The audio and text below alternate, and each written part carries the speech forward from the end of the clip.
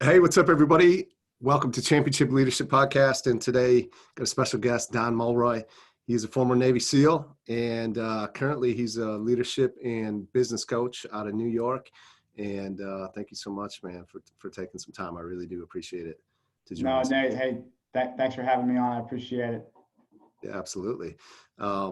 Well, let's get right to it. The first question I always like to ask is, what is championship leadership? That's the name of the show. What does that mean to you? What do you think of when you hear that?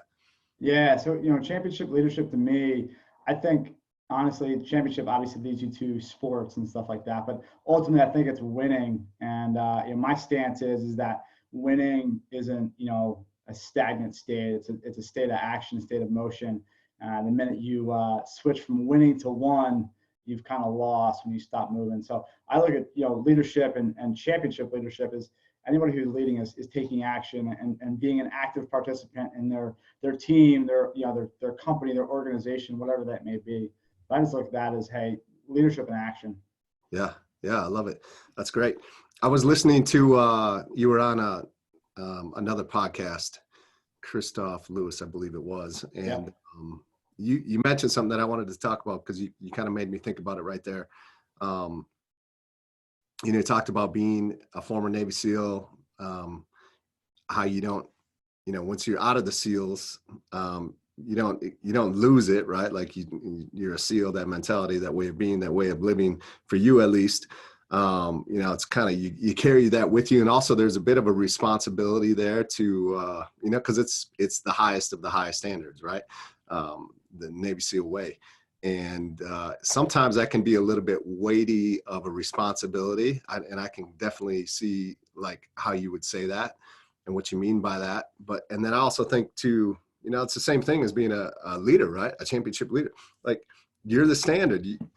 You don't get the days off. You can't really afford to make the one bad decision because you really feel like it. So maybe could you talk about that a little bit and expound on that and what that's like, and Yeah. just be able to step up to that challenge at Yeah. all. No, where this kind of came from is I have a buddy who's a Dallas, he's a cop in Dallas, and we would go shooting sometimes when I was down there in town. And he would always joke that, like, hey, you can beat me 99 times out of 100, and you're just a Navy SEAL beating a cop shooting. Like, this Yeah, is how it's supposed to be. right. And like, all I gotta do is catch you on your one bad day. I just gotta get lucky, and then I'm the cop who beat a Navy SEAL. Yeah, So, right. yeah, you leave the Navy SEAL, but everybody expects you to be a Navy SEAL, right? And Yeah, to be good at everything, all those things. So there's a lot of pressure there. And you know what? It comes to the territory. yeah, It is what it is, and you rise to the occasion. I think, hey, look, pressure makes diamonds. The cheesy analogy as it is, yeah, and you yeah, got to live up to that. And with leadership too, I think, look, you have all of these people below you looking up to you. Now, at the same time, I don't think it's smart to always be infallible and not be a human. I think you have to show people that you have a human side too, and that you make mistakes as well. I think as a leader, I think it's almost as important to show that, hey, you make mistakes too, because then you create an environment in your team or company to allow others to make mistakes or bring their mistakes to the table. And I think it's not so much the exposing your mistakes as it is, hey, what did you do with that mistake? If you're a leader who hides their mistakes, that your team's going to is going to hide mistakes. They're going to follow your yeah. example. But if you're the person who exposes your mistakes and then learns from them and improves and doesn't make the same mistake again, you're just going to create the team or the organization or the culture that's going to embody that same trait. Yeah, that's really important, right? Because I think there are a lot of leaders that, I think it's more from a place of insecurity of thinking that, man, I can't make any mistakes. I got to be perfect at all times. And that's just, it's a creating an environment where everybody else feels they have to do that too. And like you said, it's just, it's an impossible task because we all make mistakes and in the mistakes, right? Or in the failures or whatever it is, the hardships, like that's where a lot of learning happens too, right? And a lot of growth.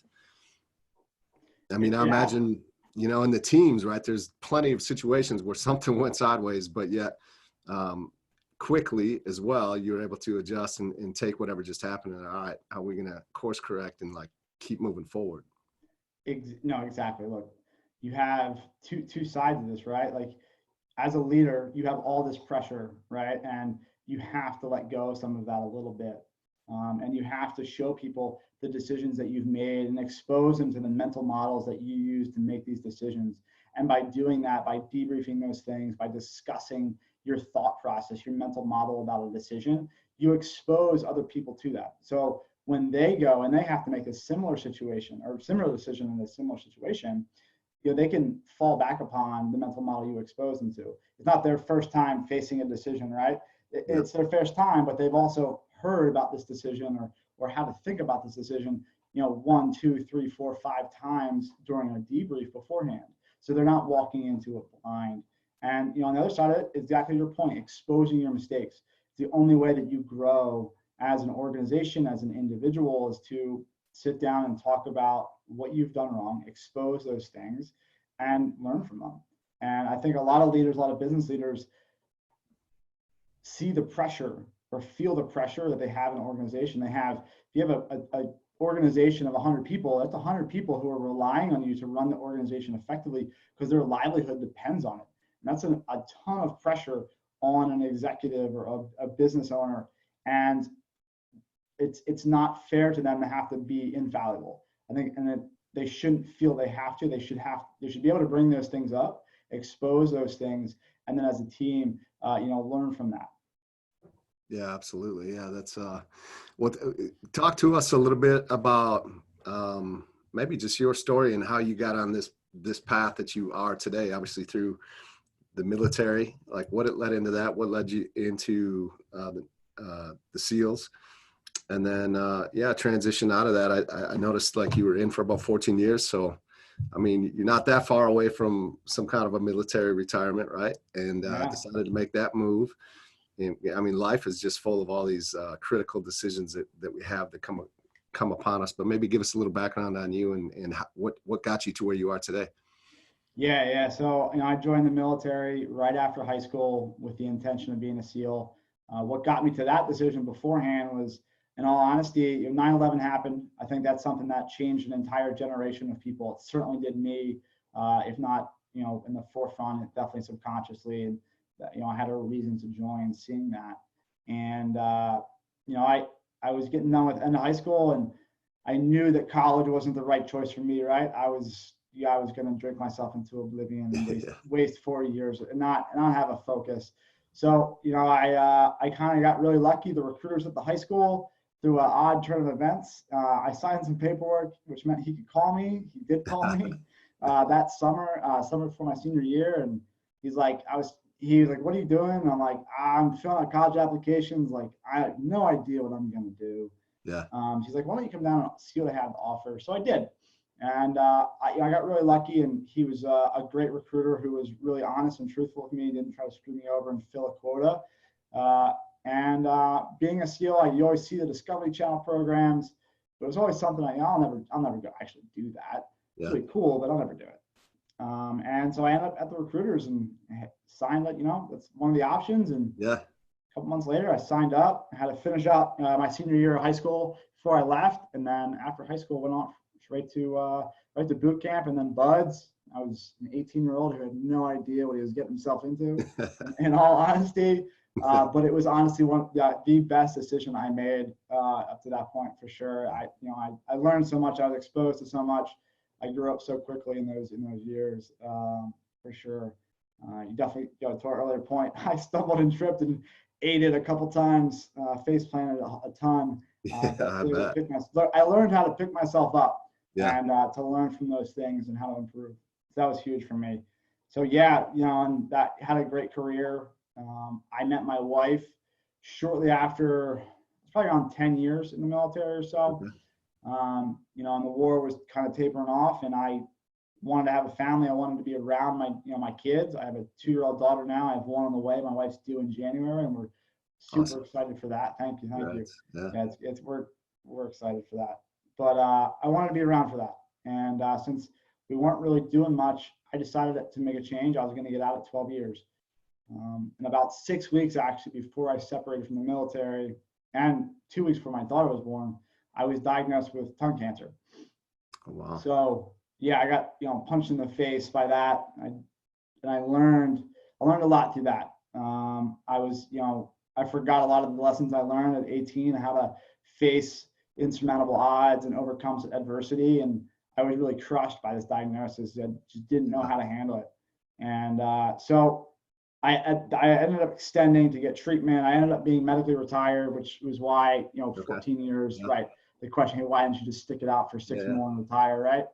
So the decision point for me was at 12 years, I thought that in 8 years, I can be in a better place financially and spend more time with my kids than I could if I stayed in.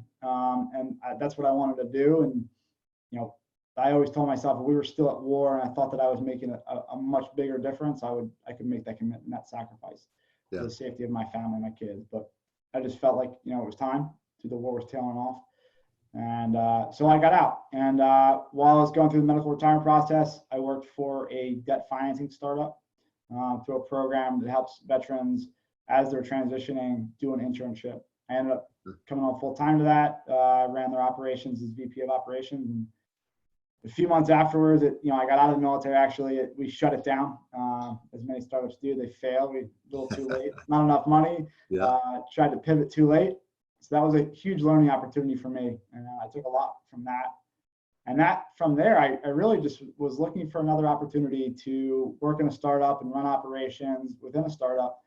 And I ended up in one where I didn't end up doing that. I ended up being kind of a coach or consultant for them with their business practices and helping them kind of grow a very young company. And they're around 30 employees at the time. And what that ended up showing me is that, hey, like the lessons that I learned as a Navy SEAL in the military and when I worked in other startups, all of those lessons apply. And I have something to give to these teams and these companies and these founders and executives.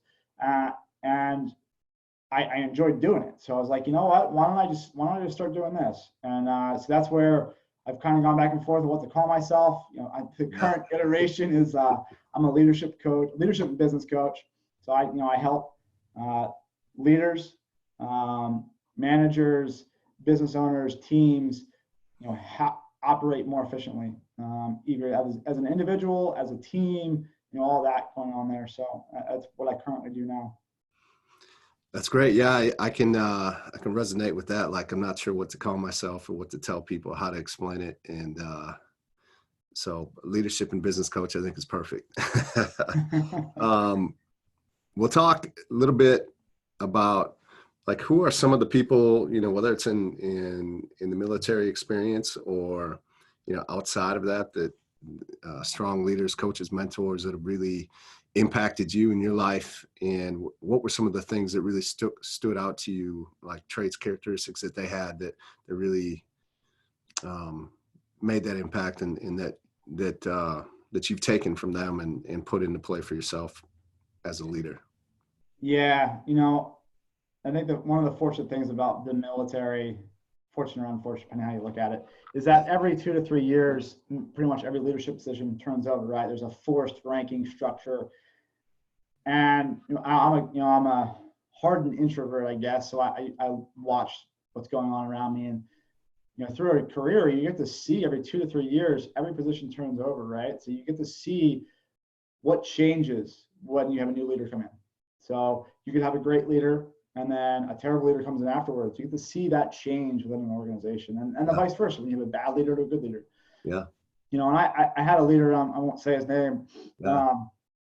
He was one of the command master chiefs of the squadron I was in of the SEAL team. And, CMC, command master chief, is the senior enlisted advisor. He's the most senior enlisted rank or Navy SEAL in the team. And the one before him was not a great leader. And there was a terrible culture within the organization during that time when that terrible leader was there. And it was toxic. Nobody wanted to be at work. People didn't want to be in the office. It just was not a good environment to be in. And when it shifted, it was literally within like a 2-day period of time. This new leader came in, and that toxic culture was gone. and almost instantaneously overnight. That's crazy. And you see it, and what the biggest difference that I saw really from all of it was the terrible leader sat in his office, didn't interact with the boys. He didn't walk Yeah. to the team room and talk to people. And the new leader did. Yeah. The new leader didn't get everything right. He definitely screwed things up. He also admitted when he did those things, right? Yeah. And he admitted it to everybody else. But that new leader, he was engaged with the team, with the people, really. And that lesson right there was really valuable to me, to see how important it is for a leader to engage with their people. And because that's what the team relies on. Any organization is only as good as their people, right? No matter if you're a tech company or whatever, you rely on your people to get those things going. So that person really showed me. And then, some of the other leaders, you really see within that rank structure how a good leader, a bad leader can shield you from, a more senior leader, or vice versa, and stuff like that. So those are some really examples of the leaders I had. I'm not going to throw their names out here. No, yeah, that's those changes in motion, or changes of leadership really showed me what a good or a bad leader could do, and the different traits, and the ramifications of those differences. One thing that I'm thinking, like, as you're talking about this is, and of course there are good and bad leaders even amongst the Navy SEALs, but like the natural thought, I think, for many would be like, what, there's the Navy SEALs, there are bad leaders. Like, it just, how is that possible? But it's a great lesson, because there's great coaches in the NFL, and there's horrible coaches in the NFL. And that's like the pinnacle of the industry, right? Mm-hmm. And, was that a realization for you? Was that something you expected to run into, or am I like totally off base here?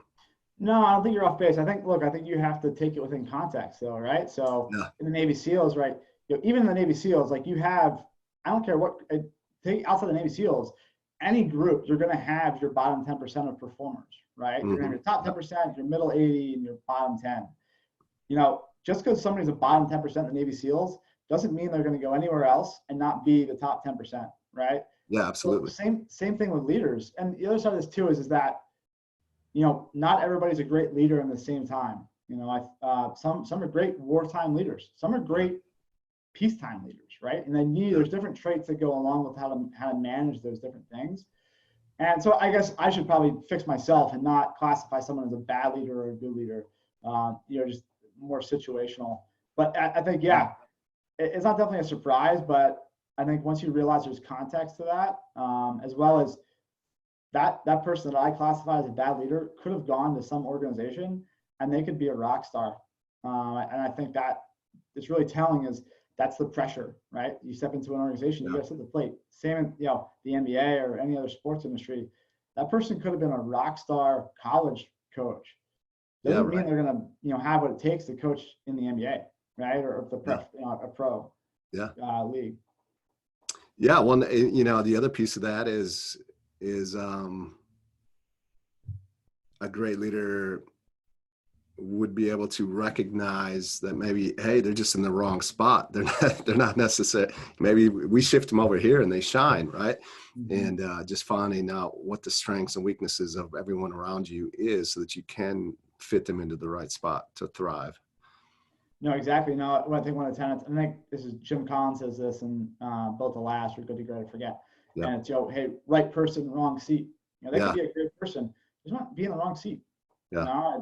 It all comes down to that, and I think it's too easy. I think we get complacent, and we just are too quick to classify someone as good as bad. I mean, I just did it. So about 5 minutes ago. So I think we get to take things in context. Yeah, in that context, though, like you said, I mean, this context is everything for sure. So, what is how do you take your experiences and really use those to, as you're going in and you're working with these companies or you're working with these executives, like, how are you using the experiences that you had in the teams and in life to help be a great leadership and business coach for these companies, for these execs that you work with? Yeah, so I think it's two parts, right? Like, A, I'm an Navy SEAL, I have a very compelling story. And I think that Hmm. anybody who's teaching, doing so through storytelling is Yeah. the greatest way to teach something, right? Since, back at the beginning of humankind, like we told stories. Yeah. So I have great stories. Any other person who's a Navy SEAL, has great stories, special operations, anything, they have a story behind them. If you can tell these lessons in a story, I got a uh, great question about that. I'm gonna let you finish, but yeah. people embody that. They take it and they remember it, right? So that's the biggest point. Is I can give them all the information in the world, but if they don't remember it when they need it, it's useless. So that's Mm. that's one side. So it's taking those lessons, not, hey, how we clear buildings, all those things, but like, how do we operate as individuals? How do humans operate? How do you incentivize them? All those things that I saw that I thought were creating great individuals or helping individuals work, um, applying them teams, as well as just providing people and the leaders a different perspective. That's a huge thing too, is just providing someone a different way of looking at something from the outside, who's not in their seat. That busy business owner who's so focused on this, they feel all the pressure of the world.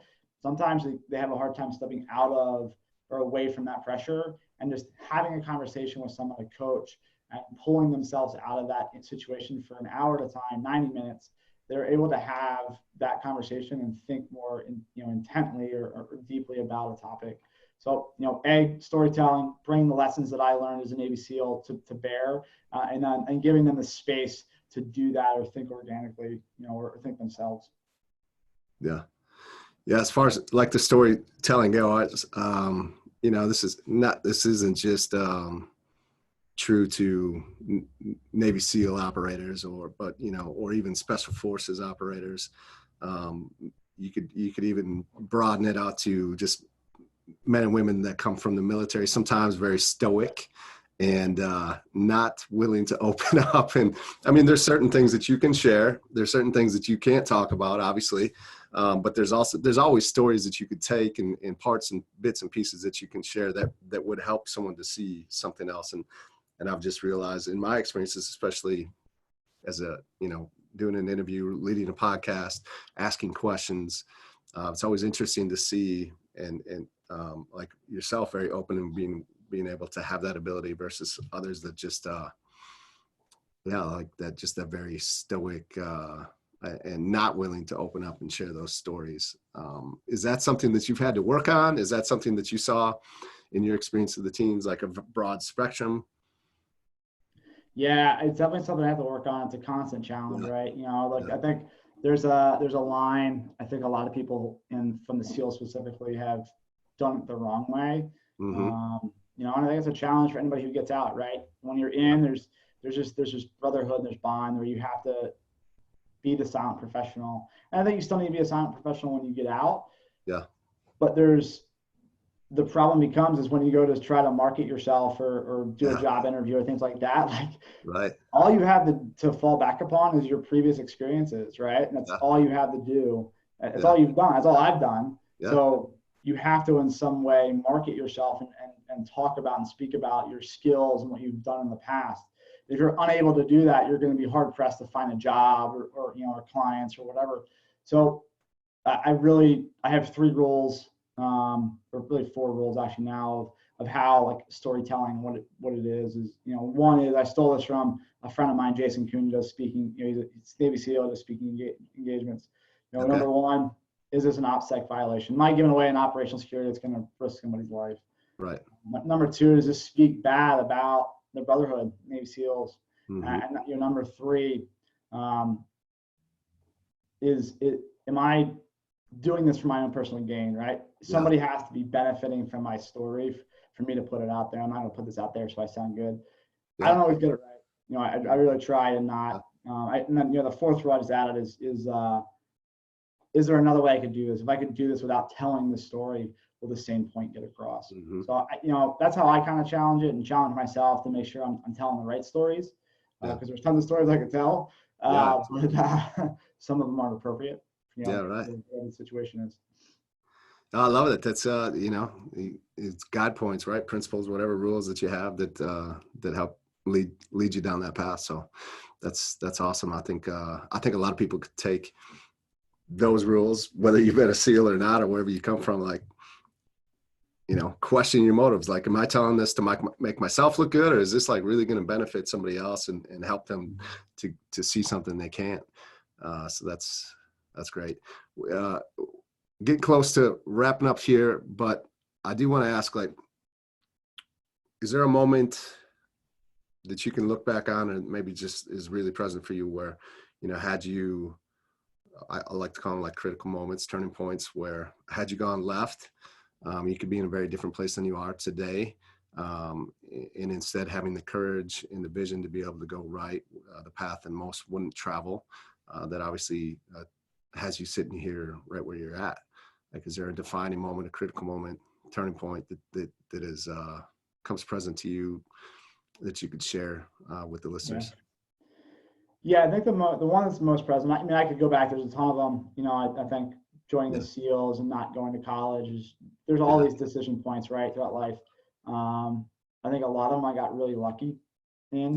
The biggest one, I think, most recently, and this is, the last year or so since I got out of the military, was making the decision to do this on my own, right?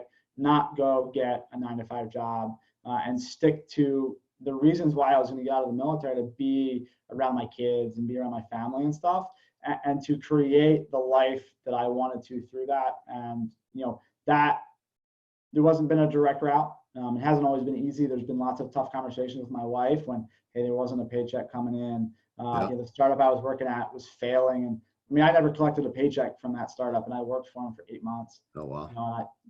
I had a newborn and a wife. Those are tough times. And, it would have been super easy for me to go get a finance job in the city, right? Or I'm living an hour and a half north of New York City or so. Go and get a 9-to-5 job, right? And make that decision to make that salary, to not have to worry about the paychecks, right? And pay my bills and things like that. But had I not made that, or had I made that decision and took that easy road, I wouldn't be where I'm at today.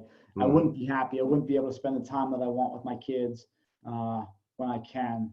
So that I think to me is I took the harder route. I didn't make a decision to avoid a short-term pain. Right. I embraced that pain. I certainly got lucky that it worked out, but I feel that I'm fortunate, and I'm still going through it.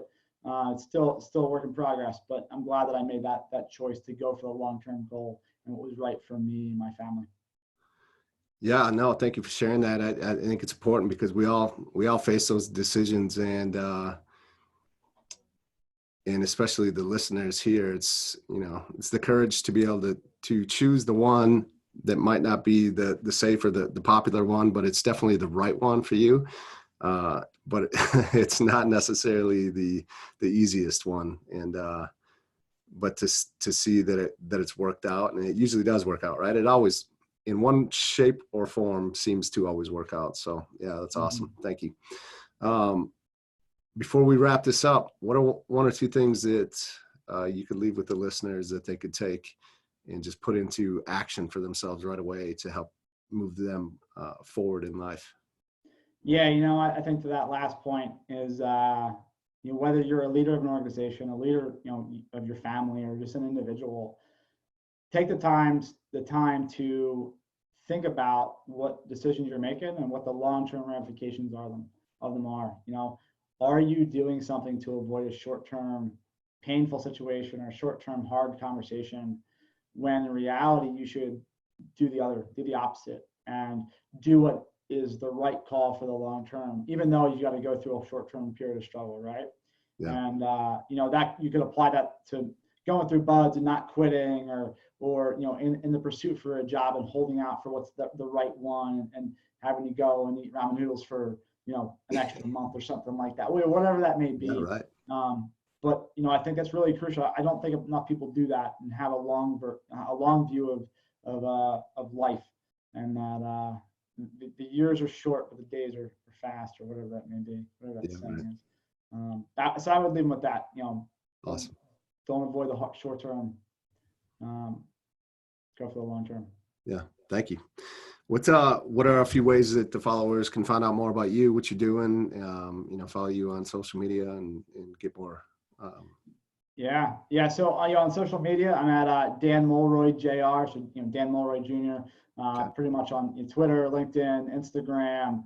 I think Medium too. I put some articles on Medium blog posts. My website's 373north.com, which is the name of my leadership company. Okay. But yeah, connect with me on social. Twitter's probably one of the best places to do that, and I put my articles on there and on LinkedIn. What's 373 North? Where's that So come from? 373 North. My view of people and individuals and on their path towards the future is that nobody's 90 degrees off. If you're walking in the woods, nobody's 90 degrees off of where they want to be, right? They're only a few degrees off. Yeah. And if you think about it, if you walk for a minute, 5 minutes, an hour, 1 degree off, you're not going to be that far off, right? When you get down the road. But if you were to walk across the country, if you were to walk for a week, a month, a year, you'd be drastically off. If you walk, I think it's like if you walk from LA to DC and you're 1 degree off, you'll end up in Baltimore. Yeah. Right. So those are the small things that you have to adjust over time. So my belief is that people just need to make small course corrections over time and get where they're going. They're not 90 degrees off. So 373 North is just, hey, 13 degrees off true north.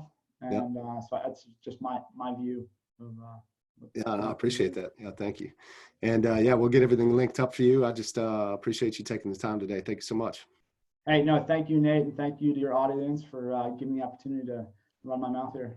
Yeah, absolutely, man. Thank you. Cool.